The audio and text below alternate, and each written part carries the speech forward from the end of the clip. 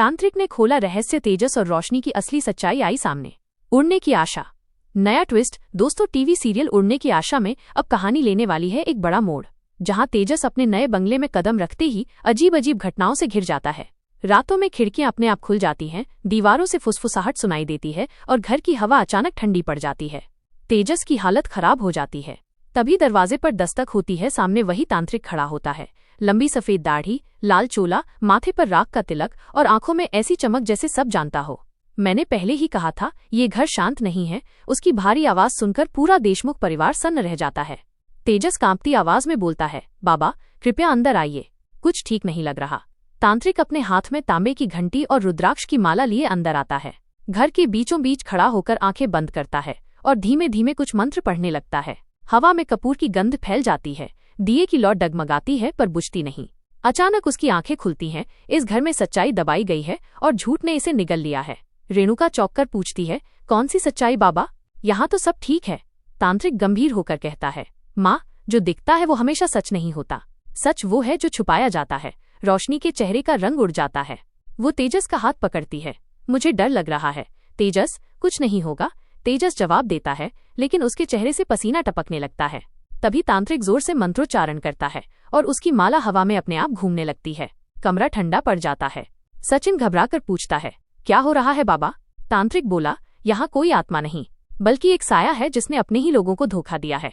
सबकी निगाहें तेजस और रोशनी पर टिक जाती हैं। रेणुका गुस्से में चिल्लाती है, कौन है वो? बोलो। तांत्रिक उंगली उठाता है सीधा तेजस की ओर। परेश भड़क उठता है, झूठ बोलते हो बाबा, मेरा बेटा ऐसा नहीं कर सकता। तांत्रिक शांत स्वर में कहता है, मैं जो देखता हूँ वही कहता हूँ। तेजस का चेहरा पीला पड़ जाता है। कुछ पल बाद वो टूटकर बोलता है, हाँ, मुझसे गलती हुई। मुझे 27 लाख रुपए मिले थे। सबको मैंने झूठ कहा कि रोशनी के पापा ने भेजे हैं, लेकिन वो पैसे मैंने खर्च कर दिए।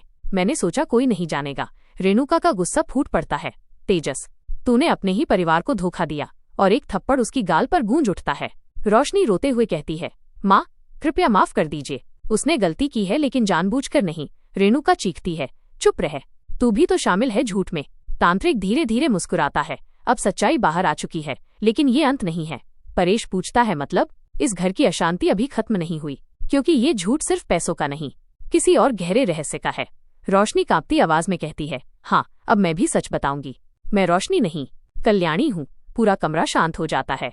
रेणुका के हाथ से माला गिर जाती है। क्या कहा तूने? परेश दहाड़ता है। कल्याणी रोते हुए कहती है, असली रोशनी 3 साल पहले दुबई में मर चुकी थी। मैं उसकी हमशक्ल हूँ। तेजस ने मुझे वहां देखा था और कहा था कि बस कुछ दिनों के लिए परिवार को संभालने में मदद कर दूं, लेकिन ये झूठ बहुत बड़ा बन गया।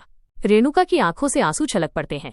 हे भगवान, हमने किसे अपनी बहू बनाया? तेजस जमीन पर गिरकर रोता है, पापा, मैंने लालच में सब कुछ खो दिया। तांत्रिक आंखें बंद करता है और कहता है, अब सिर्फ एक उपाय है, सच्चे दिल से प्रायश्चित करो। जो तुम्हारा नहीं है उसे त्याग दो, तभी ये घर फिर से शांति पाएगा। रेणुका धीमे स्वर में पूछती है, क्या भगवान हमें माफ करेंगे? तांत्रिक शांत मुस्कान के साथ कहता है, जब पछतावा सच्चा हो तब खुद ईश्वर भी पापी को गले लगा लेते हैं। याद रखना, झूठ कितना भी गहरा हो, अंत में उजाला ही जीतता है। अगले एपिसोड की झलक। रेणुका जब होटल का दरवाजा खोलती है, सामने खड़ी होती है एक रहस्यमयी महिला। कौन है वो? क्या ये तांत्रिक फिर लौटी है किसी नए मकसद से? जानने के लिए जुड़े रहिए अगले एपिसोड में।